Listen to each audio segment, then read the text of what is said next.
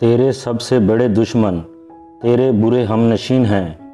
عمل بے اخلاص اور قول بے عمل ناقابل قبول ہے۔ عمل صالح وہ ہے جس پر لوگوں کی تعریف کی امید نہ رکھی جائے۔ شروع کرنا تیرا کام ہے اور تکمیل کرنا خدا کا کام ہے۔ خالق کا مقرب بننا چاہتا ہے تو مخلوق پر شفقت کر۔ بدگمانی تمام فائدوں کو بند کر دیتی ہے۔ تنہا شخص محفوظ ہے اور ہر گناہ کی تکمیل دو سے ہوتی ہے۔ بے ادب خالق اور مخلوق دونوں کا معتب ہے۔ نفس کی تمنا پوری نہ کرو ورنہ برباد ہو جاؤ گے۔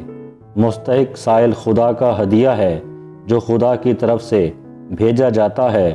تمام خوبیوں کا مجموعہ علم سیکھنا اور عمل کرنا اور پھر دوسروں کو سکھانا ہے۔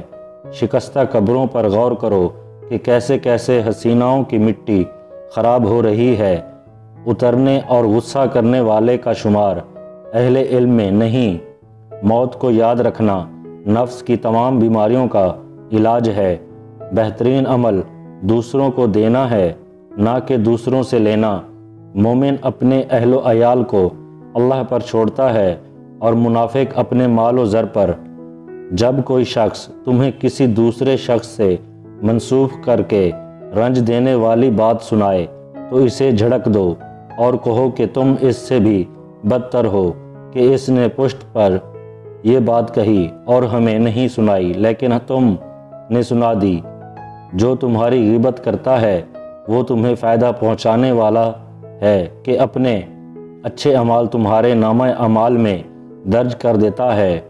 رزق کی وہ فروغی جس پر شکر نہ کیا جائے اور معاش کی وہ تنگی جس پر صبر نہ کیا جائے فتنہ بن جاتی ہے۔